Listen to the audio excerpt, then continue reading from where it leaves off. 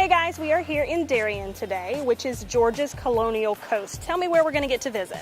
We're starting off at Fort King George, which was actually the first fort built here before Georgia even was a colony.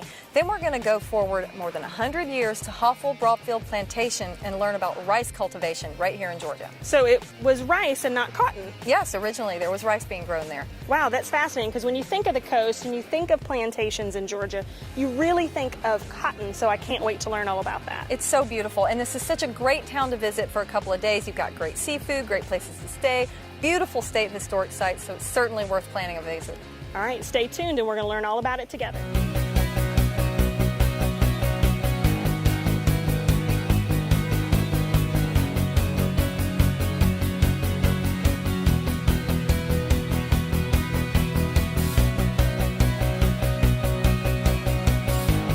So I'm here with Valerie, who's the manager of Fort King George, which is a beautiful historic site. Dates back more than 300 years before Georgia was ever a colony. So tell us a little bit about where we are. Absolutely. So we are at Fort King George, which was established by the British military in 1721. Like you said, almost 300 years ago. The British established Fort King George because they were trying to get control of this part of Georgia, the 100 miles of coastline known as the Debatable Lands. Their enemies, of course, at this time were the Spanish, which had set up forts in Florida, as well as the French, who were trying to gain river control inland towards the Mississippi. Gotcha. And when you walk around the grounds here, you see a lot of buildings, but all of these, I think they're reconstructed buildings, right? Absolutely. So Fort King George, when it was eventually abandoned in 1727, was done so because it burned down. That was actually the second time the fort burned down. As you can see, all of the buildings are made of wood. So it's very susceptible to being burned down, and unfortunately that's what led to its eventual abandonment. Yeah, but it's such a beautiful spot, and earlier we saw a bald eagle soaring by. I think you guys offer kayak trips, don't you, and interpretive programs? Yes, we offer a wide variety of interpretive programs. We love going out paddling. We offer sunset paddles, sunrise paddles, as well as rentals, so that way you can just come out and enjoy the rivers yourself. These rivers, of course, are very historic. We're right on the mouth of the Altamaha River, which is one of Georgia's largest and most significant rivers. It's so beautiful. I just love the salt marsh. And so I would think that kids really love to run around here, especially with the cannons and everything. What do kids like to do here? Kids love Fort King George. One of their favorite things to do, one of the benefits of being a reconstruction, is they actually can come and play soldier themselves. We invite them to lay on the beds, climb the ladders. Nothing is off limits. We don't have any do not touch signs. So you can come, you can borrow a wooden musket and explore as if you really were a soldier in 1721. That is so much fun. Can you imagine you've got to bring your kids here and let them just go crazy and actually get to touch cannons? I think that's fun. Absolutely. Cannon crew, assemble at the rear of the piece. At the right about, face. Assemble on the piece.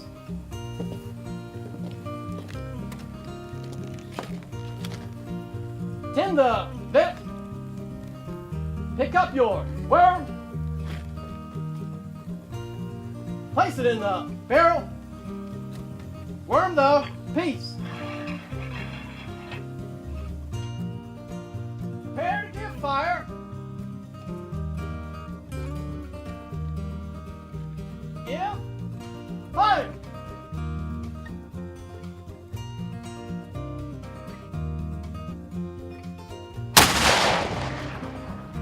Turn your length up. Prepare to remove gun from battery. When people first come here, they go into the museum where there's a film and a gift shop, and then they come out here. Tell me a little bit about all the buildings that they see. Absolutely. So we first have the blockhouse, which is our most popular building. It's 4 stories tall. It's built as it originally had been in the 1720s. The walls are 4 inches thick, so a musket ball couldn't even penetrate those walls. It was a great defense point. Cool. The rest of the buildings we have here demonstrate what life was like in the 1720s. You can often come to Fort King George and see a blacksmith working in the forge, taste some fresh baked bread coming out of the bacon brew house, or even perhaps see a woodworker turning some bowls. The rest of the buildings, of course, are where the soldiers resided. So we've got our officers' quarters and our enlisted barracks. That's neat. And even beyond that, there's a nature trail that showcases all of the beautiful marsh that we have here. Absolutely. The salt marsh as well as the maritime forest is a must-see. Yeah, it's a beautiful place. We do these programs several times each month for tour groups, as well as on holidays. We assemble our soldiers here at the fortress. We get on our uniforms and we fire the cannon and muskets, as well as many other living history demonstrations, things like blacksmithing and woodworking and spinning and sewing and crafts. All sorts of activities are offered several times each month for visitors here to Fort King George.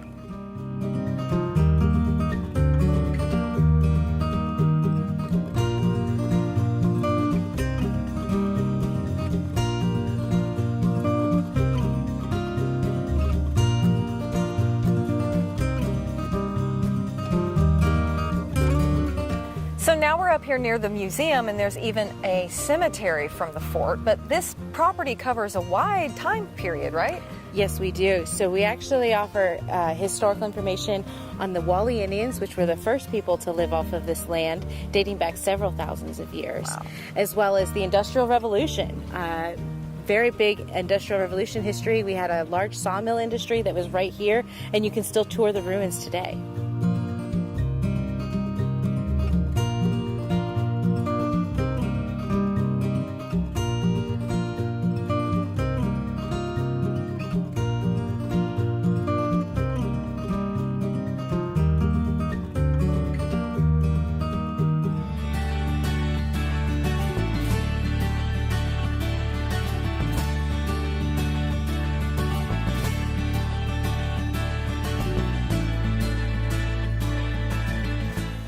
Hey guys, we are here with Bill, who's one of the rangers here at Hofwl Broadfield Plantation. And this plantation is massive. All these grand oaks, the beautiful Spanish moss, it is absolutely beautiful. So when one thinks of a plantation, they usually think that cotton fields, and I'm looking around and I'm not seeing any cotton fields. Correct. A lot of people think when they hear the word plantation, they remember cotton was king. But here on the coast, it was rice that was king, rice that was the chief agricultural product. And rice was grown out in the marsh here. In the 1860s, just before the Civil War, they grew over 1 million pounds of rice here. 1 million pounds. That's a crazy amount of rice. So obviously back during that time, they would have had a really sizable population of slaves to work the plantation. So you guys are probably very rich in slavery history. Yes, in 1849, when one of the plantation owners died, Dr. James Troop, they did an inventory of his estate, and he had 357 slaves. 357? Ooh, that's a lot. And they lived here in 3 separate communities, enslaved dwellings. There were probably about 60 slave dwellings on the site. All right, and I understand that this particular family that had the plantation for years and years kept those slave families together, and they stayed here on the plantation together and grew, and a lot of the descendants aren't very far from here, and they come back and visit. A number of descendants live within just a few miles of here, and then some have separated all over the country, but a lot do live within just a few miles of here. And can trace their history back here. Yes. And we do have records of that with old slave censuses and things of that nature. That's cool. So Bill, tell me what all is there to do and see here at the plantation? Okay, well, we have a museum with a short film that we show, artifacts dealing with the plantation days.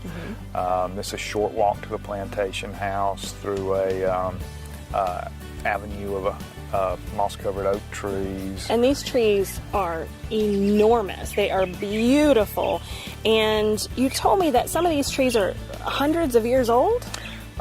We have 2 trees, actually, that are members of the Louisiana Live Oak Society, which is a hall of fame of big live oak trees. And the Georgia Forestry Commission says that one of those could be up to 800 years old. 800. That's amazing that it's still standing down here, for sure.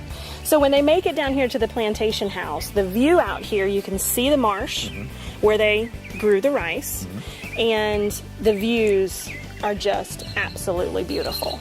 We have also 7 outbuildings behind the plantation house. There's barns with old tools and implements in them, and also the original dairy barn The rice plantation was converted into a dairy in 1915, and we have the original dairy barn where the cows were brought to be milked at. There's the old kitchen, things of that nature.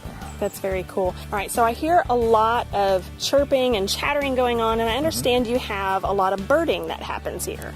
And we are a site on the Colonial Coast Birding Trail, and we do have over 1,000 acres here and several different environments. We go from the marsh where you can see shorebirds through the oaks where you see a lot of songbirds and warblers and things like that. Every now and again there'll be a hawk or a bald eagle fly over. A bald eagle? Well, that'd be really neat to see. So whether you're a serious birding person out there or someone like me who maybe doesn't necessarily keep track of the birds that I see, but it is so beautiful to see the different birds.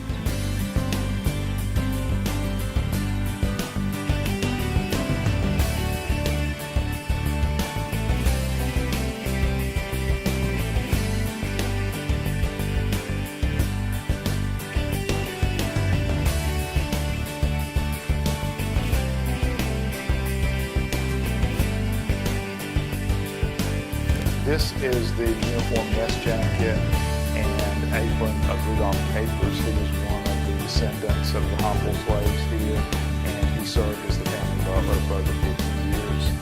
We have some, down at the bottom, you'll see some of Ophelia Dant's shoes that she wore during her lifetime. And here are some Civil War sabers that belong to some of the family members who served in the Civil War in the Confederate Army.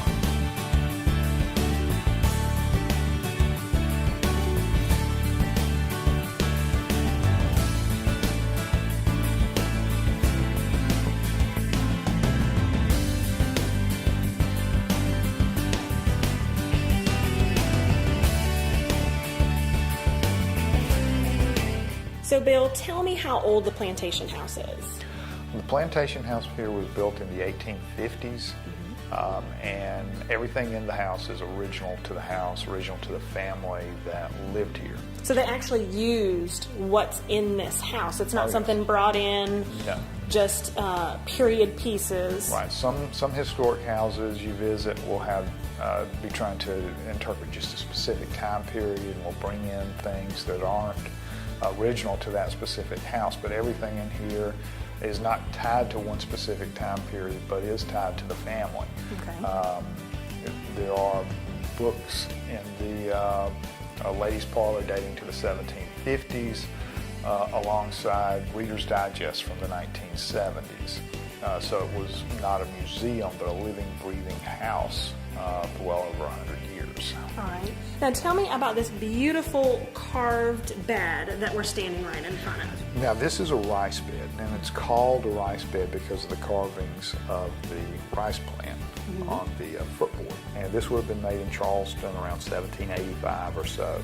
And it's one of only about a dozen or so of these left in existence. It would have been a very regional type piece of furniture that you would have only found on a plantation along the Georgia or South Carolina coast where rice was actually grown at. And the dining room is filled with lots of Canton china, most of it dating back to the late 1700s, early 1800s.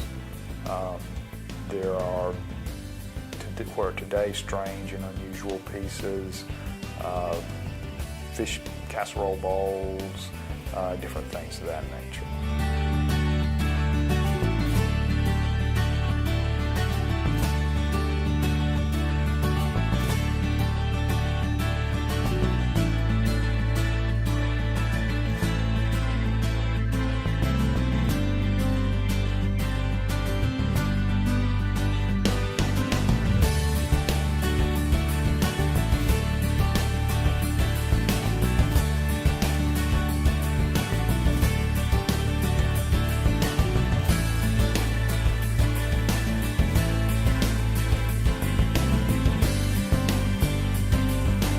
Thank you guys so much for joining us today while we learned so much at the Hofwl Broadfield Plantation and Fort King George. Yeah, and these are just some of the state historic sites that you can find out more about on gastateparks.org.